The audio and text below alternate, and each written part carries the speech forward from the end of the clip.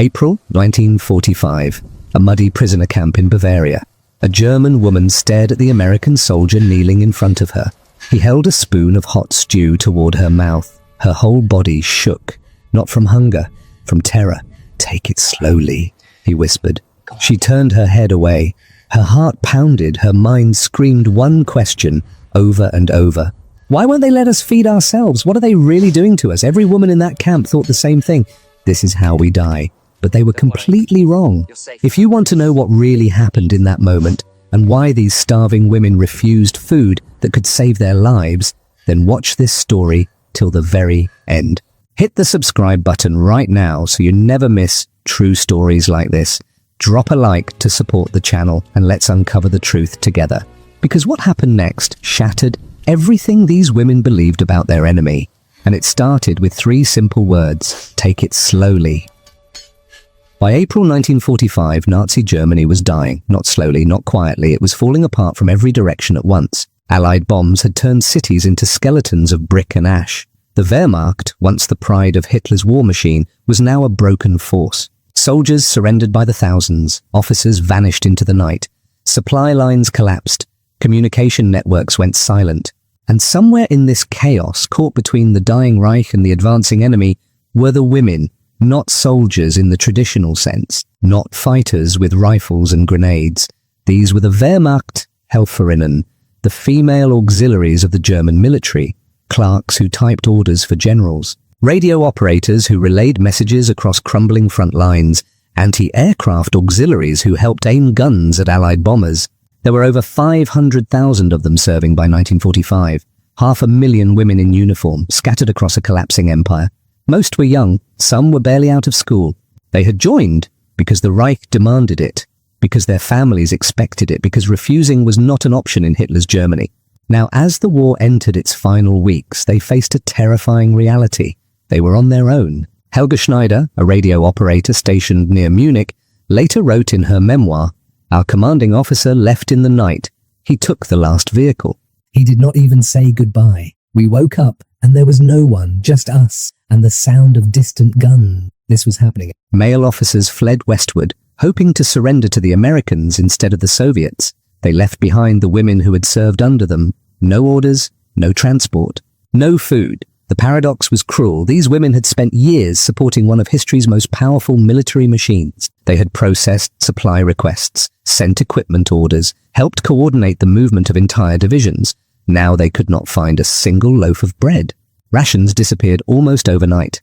In the final weeks of April, many units received nothing at all. Women survived on whatever they could find. A handful of oats, rainwater collected in helmets, roots pulled from the cold spring ground. Margaret Hoffmann, an auxiliary from Saxony, recalled the hunger in a post-war interview. "We chewed on leather straps from our equipment bags. It gave us something to do with our mouths. It made us feel like we were eating, even though we were not." The body begins to change after days without proper food. First comes the weakness. Legs feel heavy. Arms refuse to lift. Then comes the confusion. Thoughts become slow and scattered. Simple decisions feel impossible. After a week of severe starvation, the digestive system starts to shut down. The stomach shrinks. The intestines stop working normally. Eating too much too quickly at this point can cause a condition called refeeding syndrome. The heart can fail. The organs can collapse. Food meant to save a life can end it instead. But the women did not know this. They only knew they were starving. And they knew something else, something worse. The enemy was coming. For years, Nazi propaganda had painted the Americans and British as brutal conquerors. Posters showed Allied soldiers as monsters. Radios broadcast warnings about what would happen to German women if they were captured.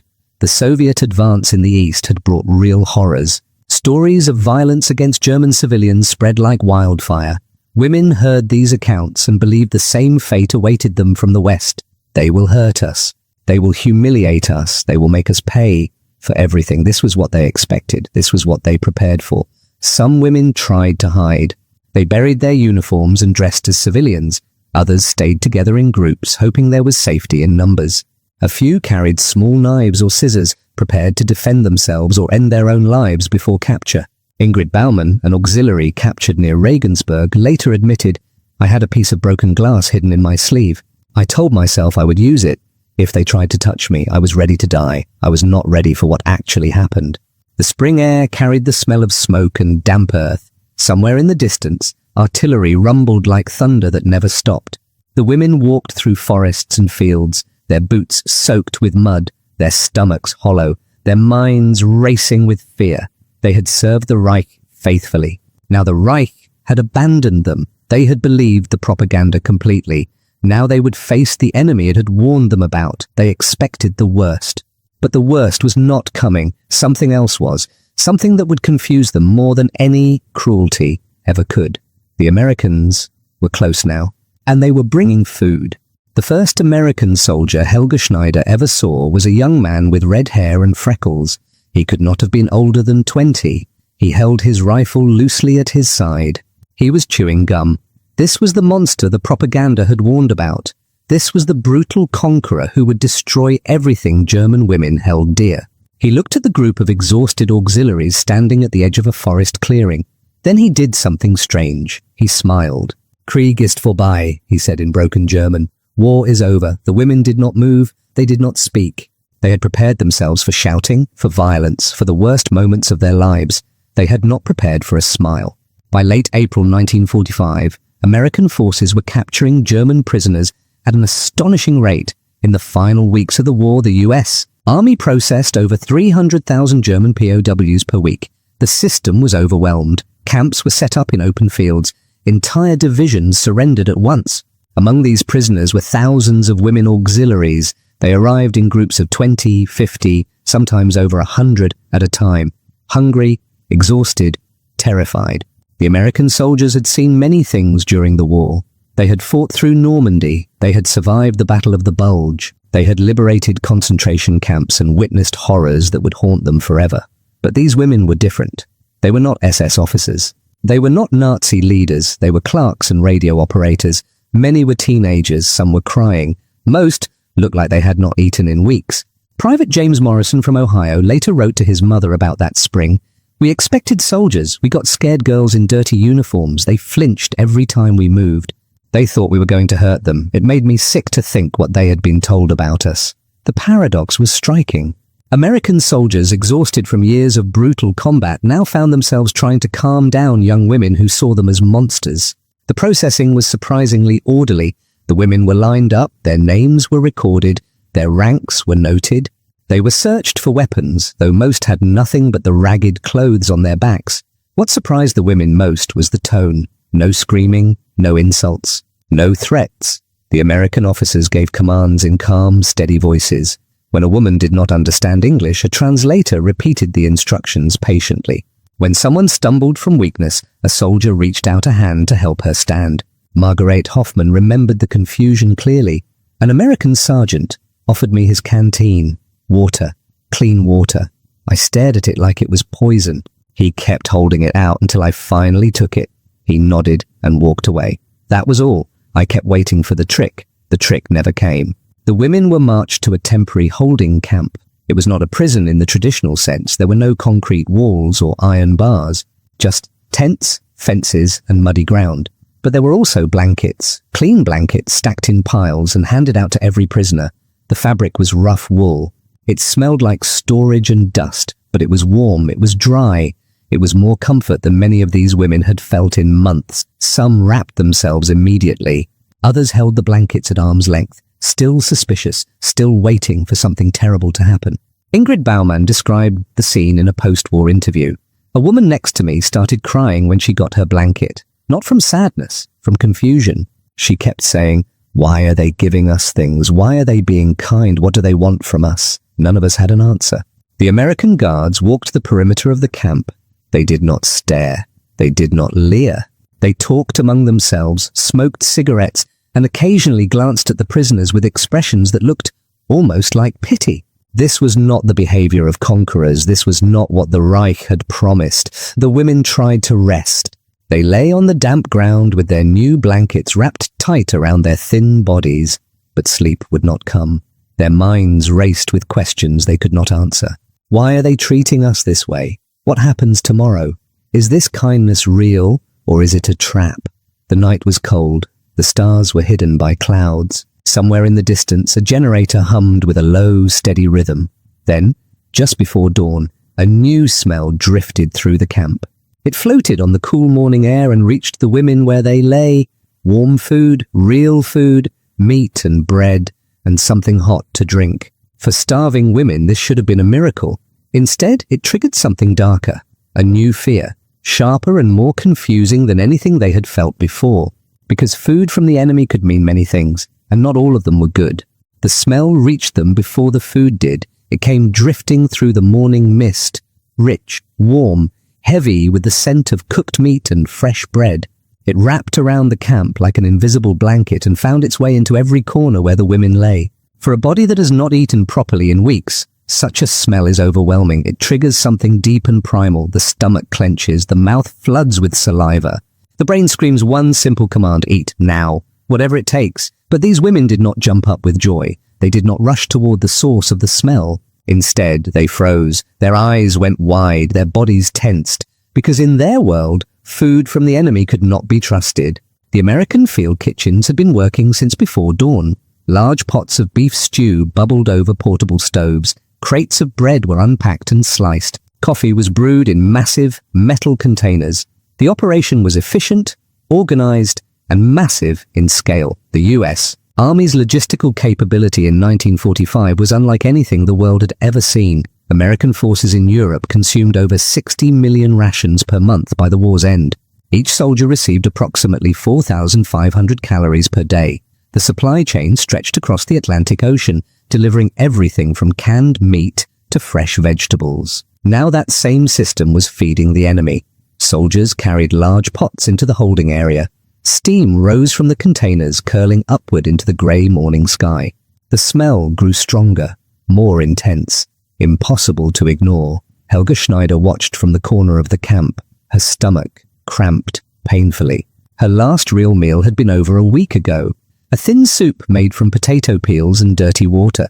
Since then, nothing but a few handfuls of raw oats and rainwater. Her body wanted that food more than it had ever wanted anything, but her mind would not allow it. "I remember thinking very clearly," she wrote in her memoir, "this is how they will do it. Not with guns, not with violence, with food. They will poison us quietly. They will kill us with kindness so no one can blame them." It made perfect sense to me in that moment. She was not alone in this fear. Throughout the camp, women whispered to each other in urgent, frightened voices. They shared theories, they warned each other, they built walls of suspicion around the food that was meant to save them. Do not eat it. They put something in it. Wait and see what happens to the others first. The paradox was painful.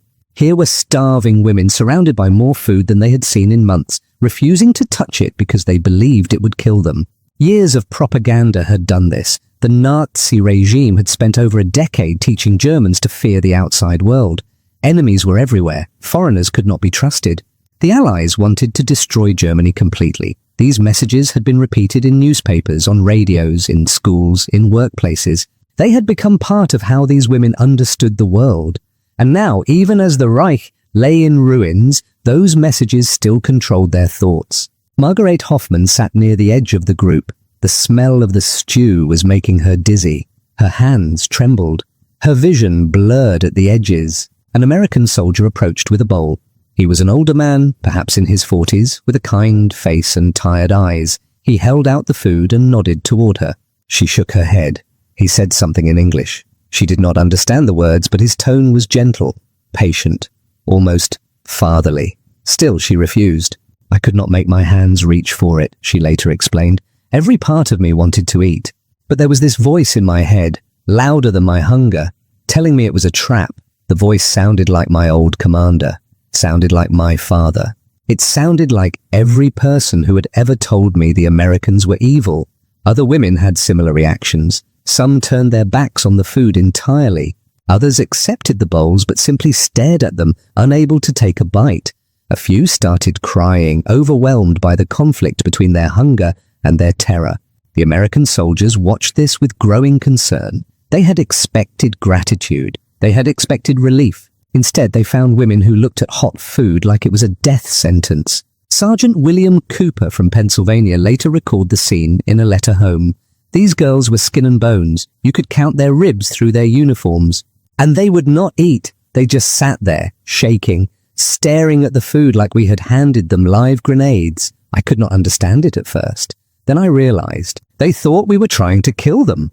The soldiers discussed the situation among themselves. Something had to be done. These women were too weak to survive much longer without food, but they were also too frightened to feed themselves. A decision was made, a simple one, a human one. If the women would not eat on their own, the soldiers would help them. They would feed them by hand. It was meant as an act of mercy, a way to show that the food was safe, that there was no poison, no trick, no hidden danger. But the women did not see it that way. When the soldiers knelt down with spoons in their hands, the fear in the camp did not decrease. It multiplied. The first soldier knelt in front of Anna Weber, a 23-year-old radio operator from Hamburg. She sat on the cold ground, her back against a wooden post, too weak to stand on her own. Her uniform hung loose on her skeletal frame. Her lips were cracked. Her eyes were sunken deep into her face. The soldier held a bowl of warm stew in one hand, a spoon in the other. He dipped the spoon into the bowl and lifted it toward her mouth. Then he spoke. "Take it slowly." Anna's entire body went rigid. Her eyes locked onto the spoon hovering inches from her face. Her breath caught in her throat. Behind her, dozens of other women watched the same scene unfold across the camp. American soldiers kneeling, spoons rising, the same words repeated over and over in calm, patient voices. "Take it slowly, so. Slowly now. Just a little bit slow."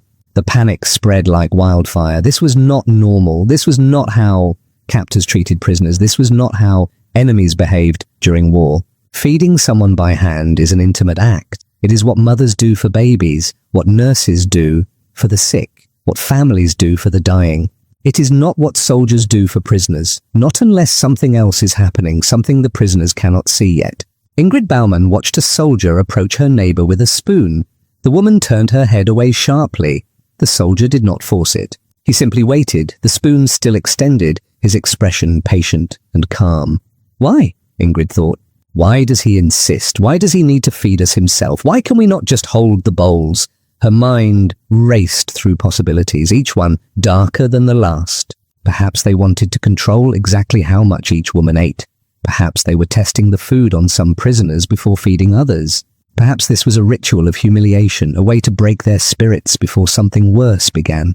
Helga Schneider, sitting several feet away, had a different fear entirely. "I thought they were making sure we swallowed it," she later wrote. "Making sure we could not spit it out.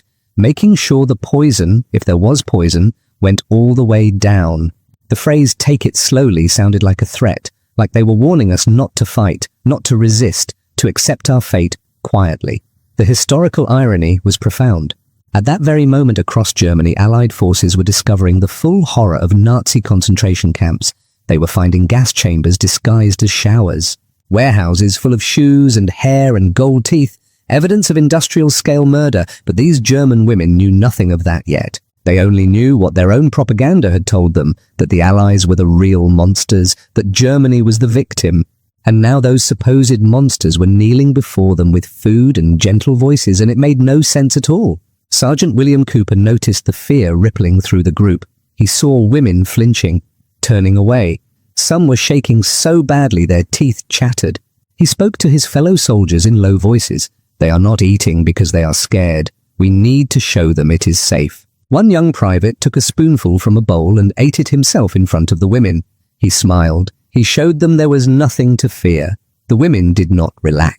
They watched him with wide, suspicious eyes, waiting for him to collapse, waiting for some delayed reaction.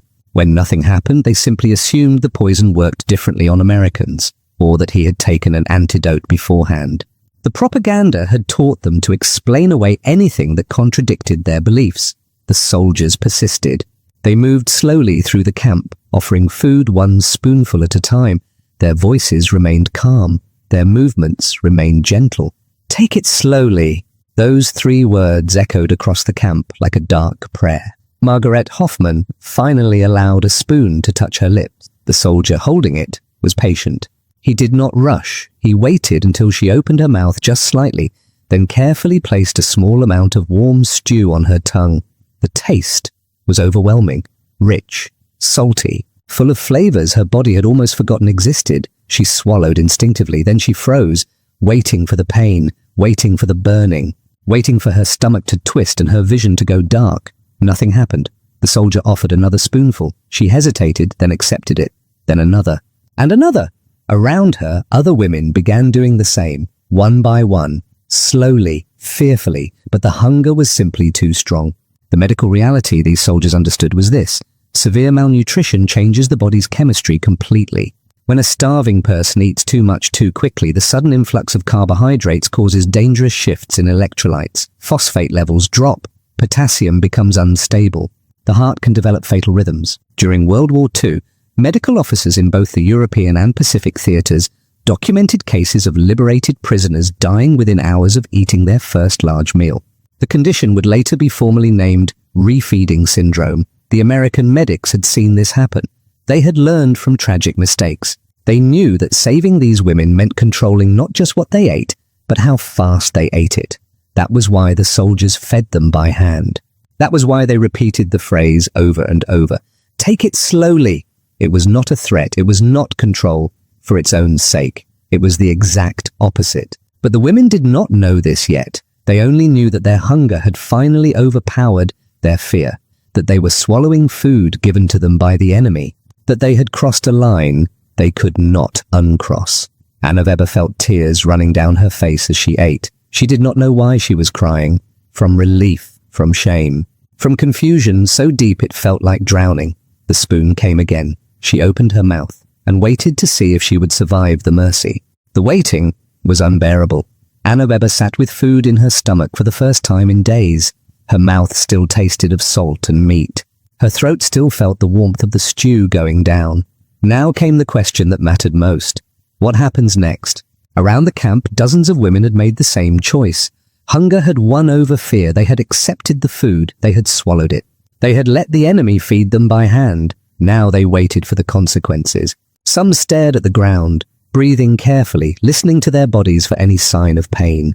Others watched the American soldiers with intense focus, searching for clues in their faces. A few closed their eyes and prayed silently. Margareta Hoffman counted her heartbeats. 1, 2, 3. She expected them to become irregular, to speed up or stop completely. They stayed steady. Helga Schneider focused on her stomach. She waited for cramps, for burning, for the violent sickness she was certain would come. It did not come. 5 minutes passed, then 10, then 20. The women glanced at each other, confused and silent. Some looked almost disappointed, as if they had prepared themselves so completely for death that survival felt wrong. Ingrid Baumann later described the strange sensation. I kept waiting for the moment everything would go dark, but instead, I started feeling warmer. My fingers stopped shaking. My head felt clearer. It was the opposite of what I expected. And that made it even more frightening because I did not understand what was happening to me. What was happening was simple biology. The human body is extraordinarily resilient. Even after severe starvation, it can begin to recover within hours of receiving proper nutrition. Glucose enters the bloodstream. Energy returns to cells. The brain starts functioning more clearly. But this recovery is fragile. Medical studies conducted after World War II showed that malnourished patients needed careful monitoring during the first 72 hours of refeeding. Too much food too fast could trigger cardiac arrest, respiratory failure, or seizures. The careful, controlled feeding the American soldiers provided was quite literally keeping these women alive. But the women themselves still did not know this. An hour passed. The sun climbed higher in the grey spring sky. The smell of coffee drifted through the camp. Some women dozed off, their bodies finally relaxed enough to sleep. Others sat in quiet groups, speaking in hushed voices. The fear had not vanished, but it had changed. It had softened around the edges. A young auxiliary named Elizabeth Krauss noticed something strange. Her hands were no longer trembling. For weeks, her fingers had shaken constantly from weakness and cold. She had barely been able to button her own uniform. Now she held her hands in front of her face and watched them stay perfectly still. It was such a small thing, but it broke something inside her. She started crying, not from fear this time, from relief so powerful it felt like physical pain. The woman beside her asked, "What was wrong?" "Nothing is wrong," Elizabeth whispered. "That is what is wrong. Nothing is wrong." The paradox was becoming impossible to ignore. The enemy they had feared was keeping them alive. The food they thought was poison was making them stronger. The kindness they believed was a trick appeared to be real. Sergeant Cooper walked through the camp, observing the prisoners carefully. He had served as a medic before becoming a line soldier. He knew what to look for: color returning to faces, breathing becoming deeper and more regular, eyes losing that glazed, distant look that comes with severe hunger.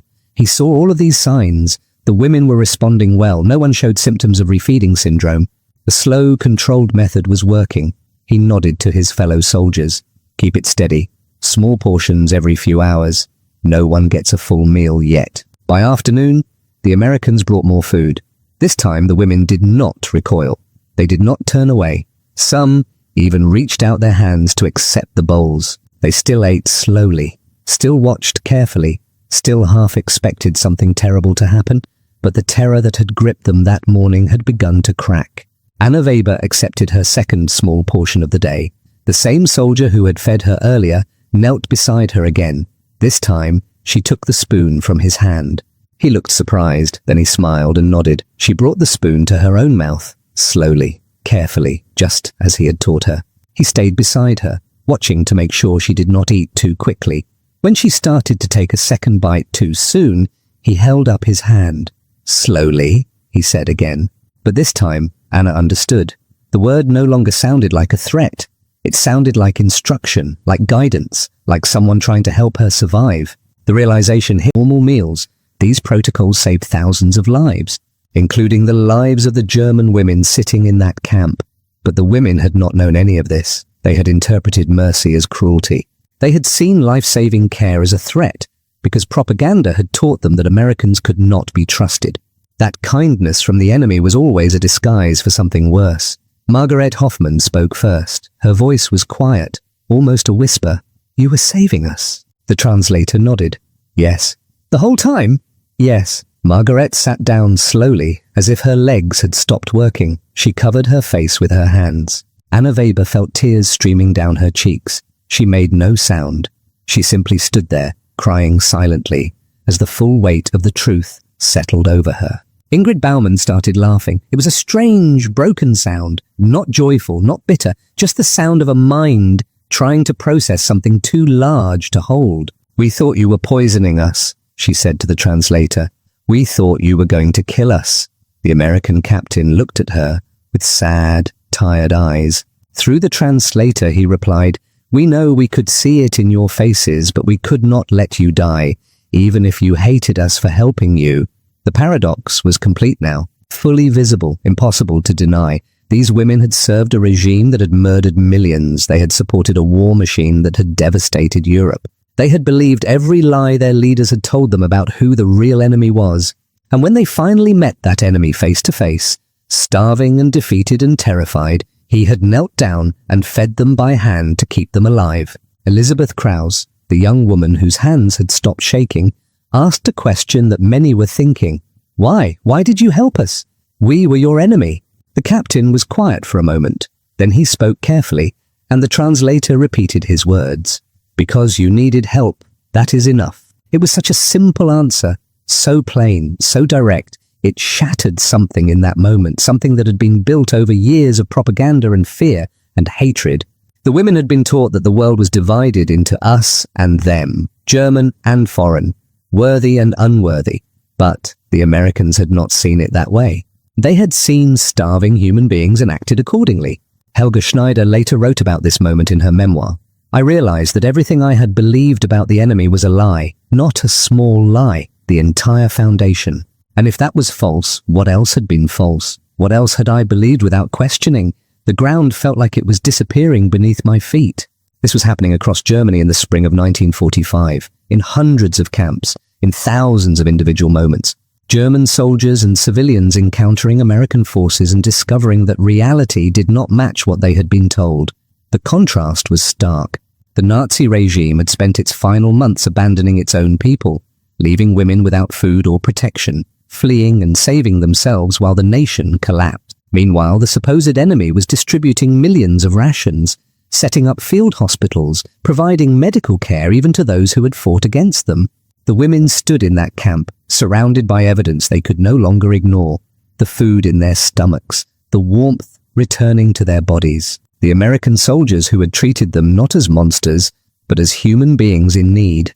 The truth was larger than propaganda, more powerful than fear, more real than any story that her. So suddenly, she almost dropped the spoon. Her eyes went wide, her breath caught.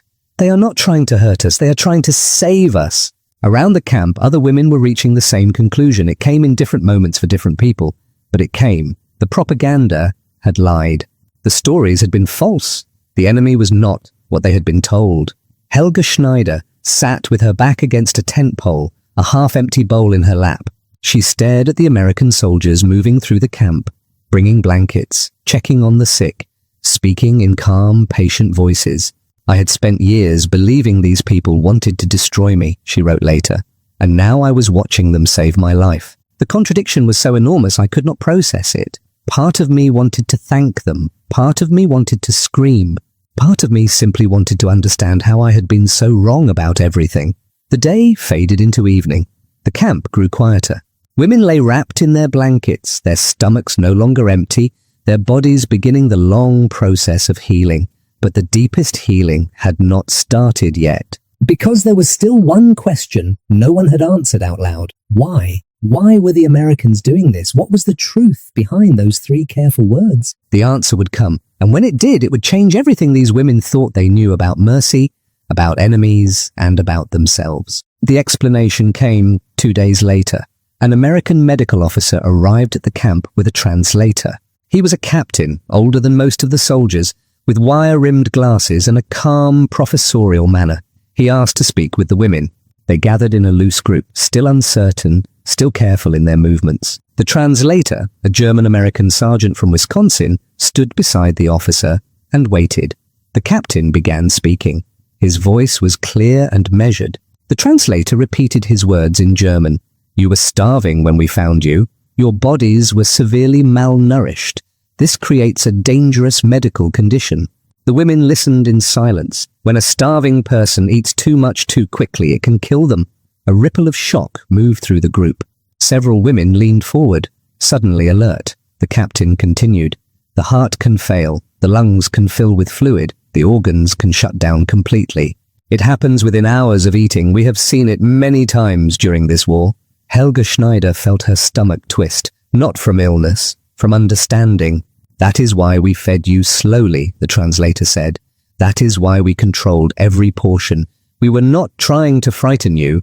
We were trying to keep you alive. The silence that followed was absolute. No one moved. No one spoke. The words hung in the cold spring air like smoke. The medical condition the captain described is called refeeding syndrome. It was first documented during World War II when Allied forces began liberating concentration camps and POW facilities across Europe and Asia. In the early months of liberation, before doctors fully understood the condition, hundreds of freed prisoners died shortly after receiving food. Their bodies, starved for so long, could not handle the sudden return of nutrition. By 1945, military medical officers had developed protocols: feed slowly, small portions, monitor constantly, wait at least 72 hours before allowing. They had been told. As the sun set that evening, Anna Weber approached one of the American soldiers. She did not speak English. He did not speak German, but she held out her hand. He understood. He shook it gently. She nodded. He nodded back. No words were needed. The gesture said everything. The war had taught these women to hate. The peace was teaching them something different. That mercy can come from unexpected places, that enemies can become helpers, that the worst moment of your life can also be the moment you are saved. They had expected cruelty. They received care. They had prepared for death. They were given life instead. And in that reversal, in that profound contradiction between what they feared and what they found, the propaganda finally lost its power. The truth, it turned out, was simpler and more powerful than any lie. Sometimes the people you are taught to fear are the ones who save you. This story is drawn from documented accounts of German prisoners of war and auxiliaries during the final weeks of World War II. The practice of controlled feeding to prevent refeeding syndrome was a real medical protocol implemented by Allied forces across Europe. The women in these camps had been raised on propaganda. They had been taught to fear the worst. But what they encountered was something their worldview could not explain. Soldiers who saw past uniforms and nations, who recognized suffering and responded with basic human decency. In the end, America's greatest weapon was not its military might or its industrial power. It was this, the simple recognition that even enemies deserve mercy when they are vulnerable. The phrase "take it slowly" began as words of terror.